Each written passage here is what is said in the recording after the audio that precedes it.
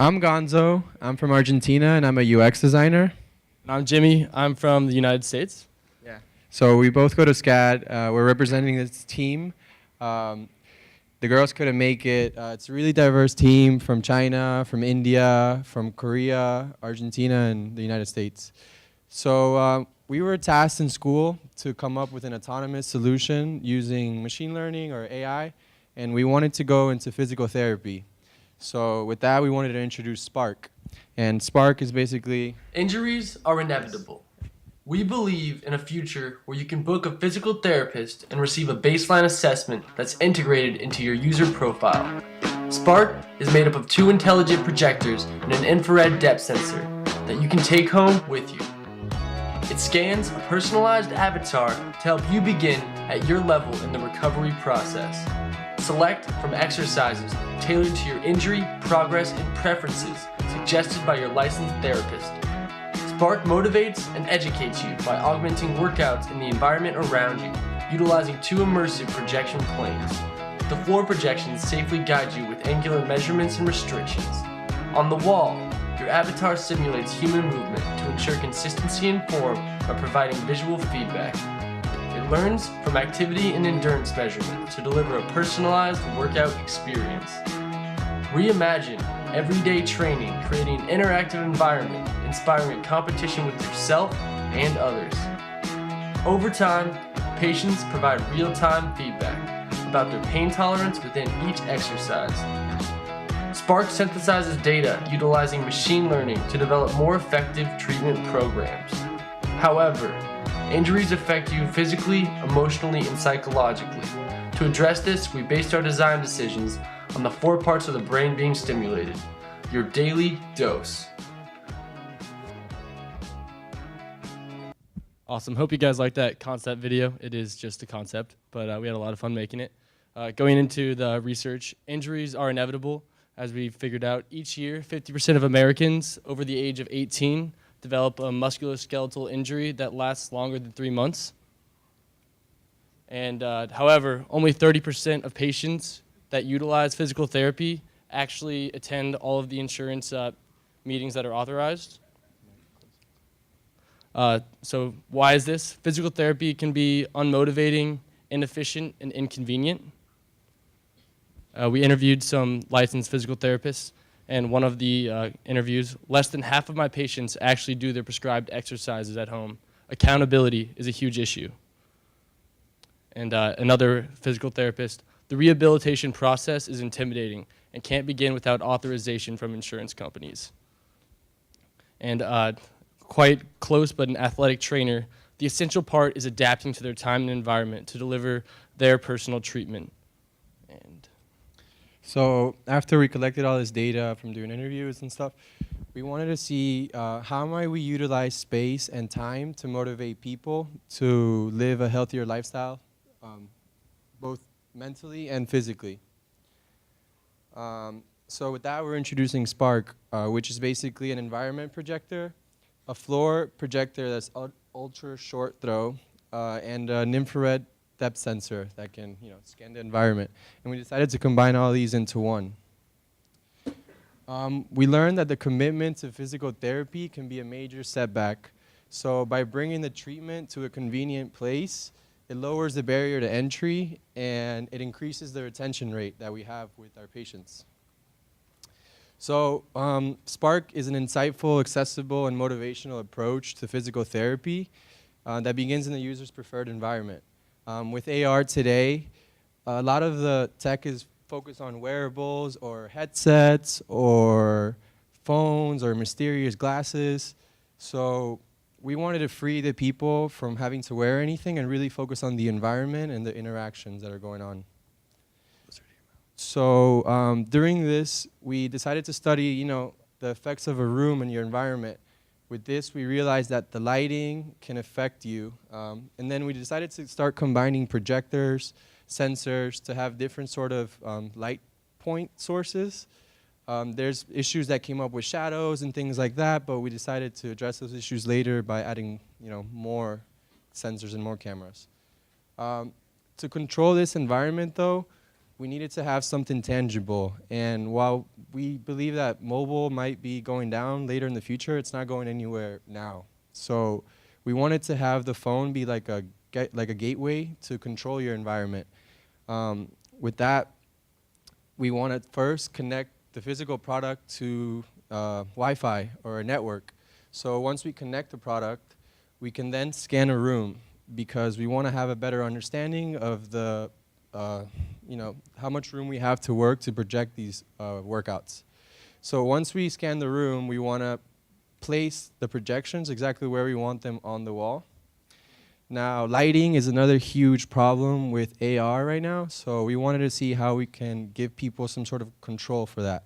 So we wanted to be able to adjust the light, and like I said before, colors have an effect on your mood, so we wanted a way to control that as well.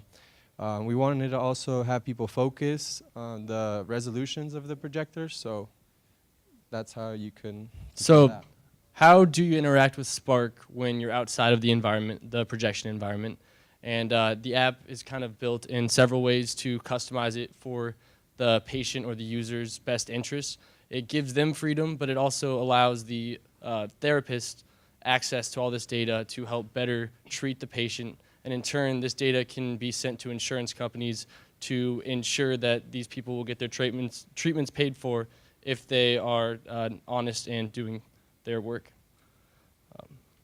So by selecting these workouts that are adaptable to you, we want to make sure that the progress is apparent to people and how they are doing in the process.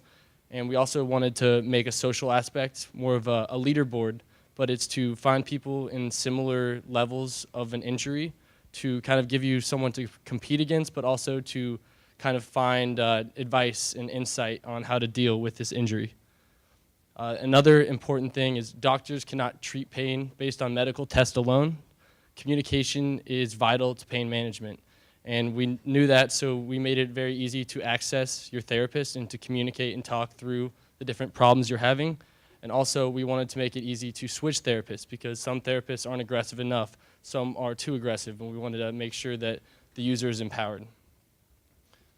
And we wanted to make it super easy to go through and change your intensity and to change the level of your workout. It doesn't have to be the same every day, and it shouldn't be restricted as it is today.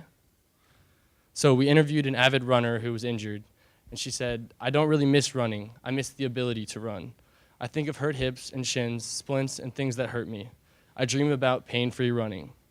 And injuries trigger these negative reactions in the brain, but pain begins as a physical sensation, and it intensifies when you think about it. So when thinking about design, we want to consider what part of the user's brain is being affected in this process. And that's where we introduce dose. It's the human brain can release 4 feel-good chemicals in reaction to perceived positive experiences: dopamine, oxytocin, serotonin, and endorphins. Dopamine, it helps you foster small wins. It's based on incremental goals, task-based interactions, notifications or likes like Instagram or Facebook, something that makes you happy just for a short moment. And you have oxytocin. It's the love drug, the sense of belonging. It's the communication you have with your therapist. It's the relationship you build with other people that are injured. Serotonin, it's the overall progress when you finally realize that you're getting over that hill and that you're making progress.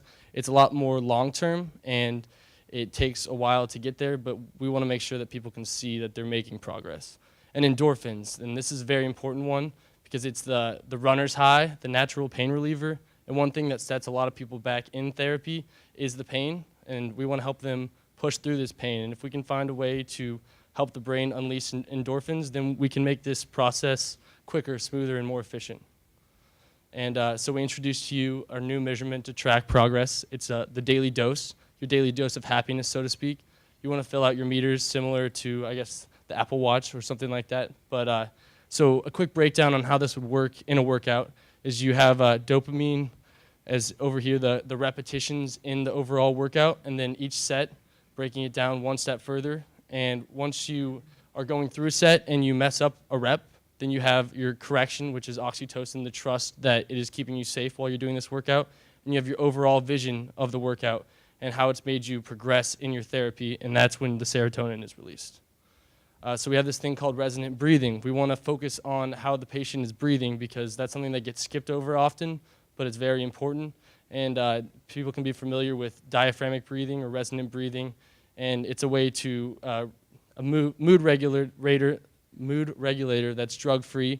And another way that breathing can help you is by increasing your range of motion. And what's helpful about this is if you breathe correctly while you're stretching, it can help you stretch further because it helps you get past your stretch reflex, something in your brain to stop you. And that's how we measure an objective measurement that we have in physical therapy to see who's going farther. And we have subjective measurements like pain. And it's a scale of 1 to 10 that you rate yourself. And it's so you can see what exercises are affecting your injury, and your therapist can also see this and help tailor your workout. So all of this information is collected. This is actually one of our first iterations of the dashboard. We wanted to give all the information that we're collecting back to the users in this kind of analytical way. But through iterations, we kept minimizing it. So through the infrared depth sensors, we can track the movements that the patient is doing, so we can track real progress. This kind of mixed reality becomes like a 4D experience that can have benefits for both of the users. So it's kind of like having your physical therapist there, but he's not actually there. We can give people measurements on the floor or on the wall, so it's almost like a virtual therapist. This is actually a view of our final prototype, one of our final prototypes with James in it. And then here's a little video about the process that went into all the prototyping. So right now we have motion capture featured here. You guys all might be familiar with this. There's 8 Vicon cameras tracking 56 infrared dots that are methodically placed on this woman in a green suit. And we're taking this information and translating it into a weighted 3D model. And when you see all the exercises in our prototype, that's how we were able to bring it to life and kind of give it a more humanized feel. And as you can see, After Effects is a huge tool that we used here to do some mobile prototyping. So some of the research and process that went behind it, it's like a new field, so we're still really exploring this. But we went back and forth a lot in between having a physical therapist product and then having like a personal gym at home product. So that's something that we kept going back and forth in. But as we trusted in the process and went into user journeys, we started understanding that there was like two kind of emotional pain points that we can learn from, the emotional one and the physical one that patients were going through. And this kind of just highlighted the journey that users were going through in physical therapy. So we wanted to see how we can design in tight spaces, kind of like the game Snake that we used to play back in the day, and just kind of give like an interactive element to it without actually being there. So James will let you know these are actually all the prototyping tools that went into making this. Yeah, it was a crazy iterative process, and we had to try different ways to get this to work, whether it was the Kinect that we started out with, and we finally landed on a motion capture suit. But it was developing this 2D binary interface that's projected into a 3D environment, and we wanted people to learn by the principles of motion and the animation techniques that were used on the ground. This talks a little bit more about the beacons and the infrared markers and some of the prototyping that went into making the final concept video. But yeah, that's Spark. Do we have time for any questions? Yeah, do we have time for any questions? 2 minutes. All right, thank you.